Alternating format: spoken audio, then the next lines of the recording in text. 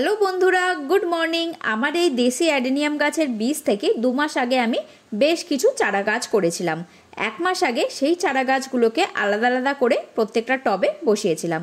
কিছু গাছ আমি সিন্ডারে বসিয়েছিলাম আর কিছু গাছ নর্মাল মাটিতে করেছিলাম। সেই ভিডিওটা আমি 1 মাস আগেই আপলোড করেছি। এই ভিডিওর সাথে আমি সেটা লিঙ্ক করে দেব।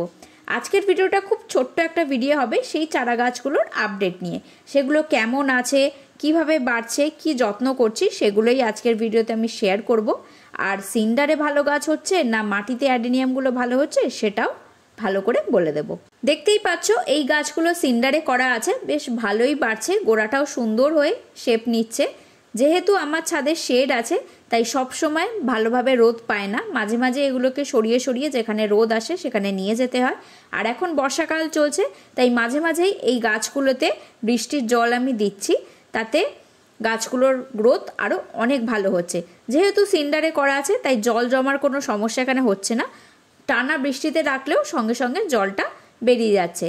তাও আমি মাঝে মাঝেই বৃষ্টি থেকে একটু সরিয়ে রাখছি, আবার 2 দিন কি 3 দিন পর বৃষ্টিতে দিচ্ছি, তাতে গ্রোথটা আরও ভালো হচ্ছে। আর রোদ তো এখন খুব একটা উঠছে না, উঠলেই আমি এগুলোকে চেষ্টা করি ডাইরেক্ট রোদে সরিয়ে দেওয়ার। আর এই গাছগুলো আমি মাটিতে করেছিলাম।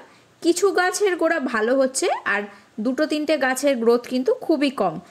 তুলনামূলকভাবে সিন্ডারে যে গাছগুলো করেছিলাম সেগুলো দেখতে বেশি ভালো হচ্ছে আর বেশি তাড়াতাড়ি বাড়ছে।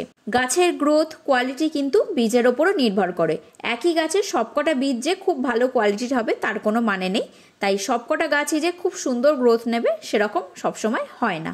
মাসে একবার আমি এই গাছগুলোতে এনপিকে স্প্রে করেছি। ব্যালেন্সড এনপিকে 1/2 চামচ নিয়ে 1 লিটার জলে গুলে বিকেলে রোদ যখন চলে যায় তারপর স্প্রে করেছি। তাতে গাছগুলো অনেক ভালো থাকে, আরও তাড়াতাড়ি বাড়বে আর রোগ প্রতিরোধ করার ক্ষমতাও গাছগুলোর মধ্যে ভালো থাকবে। প্রত্যেকটা পাতায় ভালো করে একবার করে স্প্রে করে দিয়েছি। মাসে একবার করলেই হয়, বারবার স্প্রে করার কোনো দরকার নেই। গাছগুলো আরও একটু বড় মোটা হলে ইচ্ছা আছে এগুলোর ওপর গ্রাফটিং করার। এর আগে আমি কখনো করিনি, তাই কিভাবে করছি, শিখছি, সফল হচ্ছে কিনা সবটাই তোমাদের সঙ্গে শেয়ার করব। আর দেখতেই পাচ্ছ ডাইরেক্ট রোদ যখনই পাচ্ছি তখনই গাছগুলোকে রোদে রাখছি, কারণ অ্যাডেনিয়াম গাছ ডাইরেক্ট রোদে কিন্তু খুব ভালো হয় আর তাড়াতাড়ি গ্রোথ নেয়। তো এভাবেই যত্ন করছি, দেখা যাক কতদিনে আরও ভালো হয় গাছগুলো, তারপর আমি গ্রাফটিং শুরু করব।